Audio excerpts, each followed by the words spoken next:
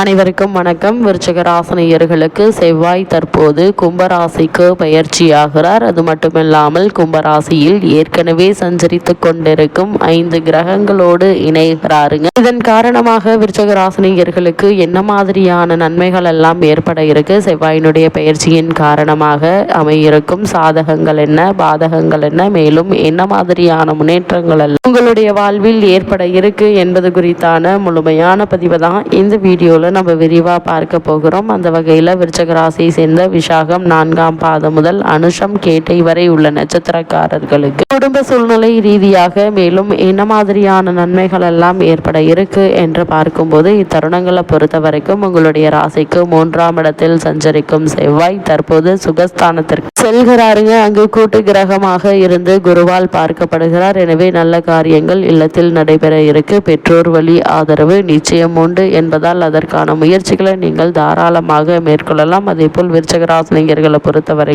இடம் வீடு வாங்கும் யோகம் எதிர்பார்த்தபடி வந்து சேருங்க. தொழில் புரிபவர்கள் கிளை தொழில் தொடங்கும் வாய்ப்பினை பெற இருக்கீங்க. புதிய ஒப்பந்தங்கள் அடுக்கடுக்காக வந்து சேரக்கூடிய ஒரு தருணமாகவும் இக்காலகட்டம் அமைஞ்சிருக்குதுங்க. வியாபார வாடிக்கையாளர்களின் எண்ணிக்கை அதிகரிக்குங்க. வருமானம் உச்சத்தை எட்டும் இந்த நேரத்தில் அதை செய்வோமா இதை செய்வோமா என்று யோசனை செய்வீங்க. அதே போல் பொது வாழ்வில் இருப்பவர்களுக்கு அதிகார பலம் மிக்க பதவி கிடைக்க இருக்கு என்பதையும் கிரகநிலைகள் மீண்டும் மீண்டும் உங்களுக்கு தெளிவுபடுத்துதுங்க. அது மட்டும் இல்லாம மிக முக்கிய கிரகமான கும்பராசியில் சூரியன், புதன், சுக்கிரன், ராகு, சனியோடு செவ்வாய் இணைகிறார். ஆகிய 6 கிரகங்கள் அனைத்தும் ஒன்றாக இணையும் போது நீங்கள் எதிர்பார்த்த காரியங்கள் இனிதை நடைபெற இருக்குதுங்க. அரசு வழி ஆதரவோடு நல்ல நிகழ்ச்சிகளும் நடைபெற இருக்கு. அதே போல் கொடுக்கல் வாங்கலை ஒழுங்கு செய்து கொள்ள இருக்கீங்க. உத்தியோகத்தில் எதிர்பார்த்து காத்திருந்த பணி உயர்வு, ஊதிய உயர்வு, உத்தியோகத்தில் கிடைக்க வேண்டிய சலுகைகள் ஆகியவற்றை தற்போது நீங்கள் தாராளமாக எதிர்பார்க்கலாங்க. உறவினருடைய பகை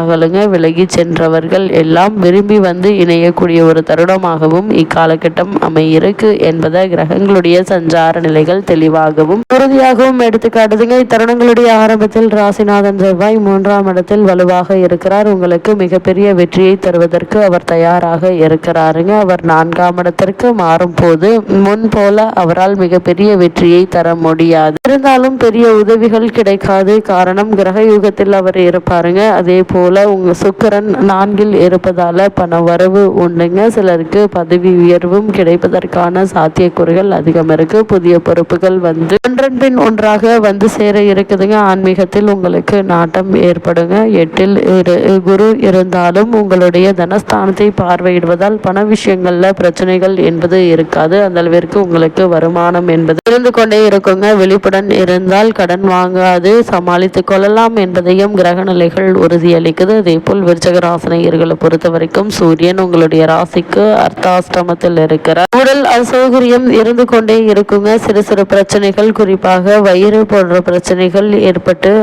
அலைக்கழிகளாங்க.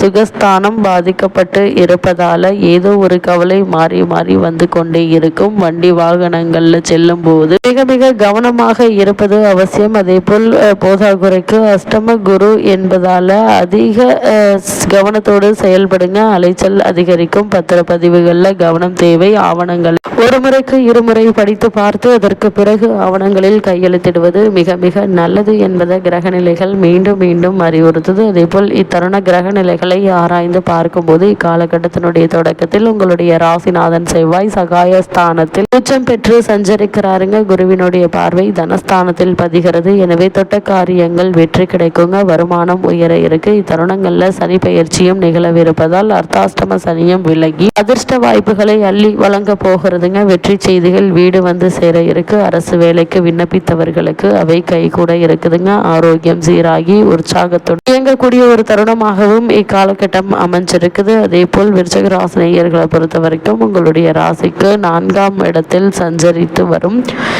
சுக்கிரனை பொறுத்த பொறுத்த வரைக்கும் 5ஆம் இடத்திற்கு வரப்போகிறாருங்க. அது மட்டுமின்றி அங்கு உச்சம் பெற்றும் சஞ்சரிக்க போகிறார். உங்களுடைய ராசிக்கு சப்தமாதிபதி சுக்கிரன் உச்சம் பெறுவதால் தொழில் மற்றும் வியாபாரத்தில் கணிசமான கைகள்ல பொருளுங்க, ஆடை ஆபரண சேர்க்கை உண்டு. பூர்வீக சொத்துக்களை விற்றுவிட்டு புதிய வாகனம் வாங்குவதில் ஆர்வம் காட்டுவீங்க. வாழ்க்கை துணைக்கு வேலை கிடைத்து வருமானம் உயர்வதற்கான சாத்தியக்கூறுகள் நிறைந்த ஒரு தருணமாக தான் இக்காலகட்டம் அமைஞ்சிருக்குது என்பதை கிரகநிலைகள் மீண்டும் மீண்டும் தெளிவுபடுத்துது. அதே போல் இத்தருணங்களை பொறுத்த வரைக்கும் மிக முக்கிய கிரகமான சனி பகவான் உங்களுடைய ராசிக்கு 4ஆம் இடத்தில் சஞ்சரிக்கிறாருங்க. அவர் கூடிய விரைவில் 5ஆம் இடத்திற்கு செல்கிறார். எனவே அர்த்தாஷ்டம சனி விலகி அதிர்ஷ்ட வாய்ப்புகள் அள்ளி வழங்க போகிறது. இனி உங்களுடைய காட்டில் பணமழைதான். தொட்ட காரியங்கள் எல்லாம் வெற்றி கிடைக்க இருக்கு. தடைகள் எல்லாம் தானாக விலக இருக்குதுங்க. புதிய ஒப்பந்தங்கள் அதிகரித்து பொருளாதாரத்தை மேம்படுத்த இருக்கு. வீடு வாங்க யோகம் உண்டுங்க. பிள்ளைகளின் எதிர்கால நலன் கருதி எடுத்த முயற்சியில் நிச்சயம் வெற்றி கிடைக்க இருக்கு என்பதை கிரகநிலைகள் தெளிவுபடுத்துது. சனியினுடைய பார்வை குடும்பஸ்தானத்தில் பதிவதால் குடும்ப முன்னேற்றம், திருமண சம்பந்தமான முயற்சி கைகூட இருக்கு. தெய்வ பற்று மிக்கவர்களின் ஆலோசனையால் சில நல்ல காரியங்கள் இல்லத்தில் நடைபெற இருக்குங்க. முக்கிய புள்ளிகள் சந்திப்பால் முன்னேற்றம் கூடுங்க. வெளிநாட்டு வணிகம் திருப்தி தரும் என்பதை கிரகநிலைகள் உறுதியளிக்குது. இதுவரை கடந்த காலத்தில் தாமதப்பட்டு வந்த காரியங்கள் இனி தானாக நடைபெற இருக்குதுங்க. உற்றார் உறவினர்களின் நட்பால் புதிய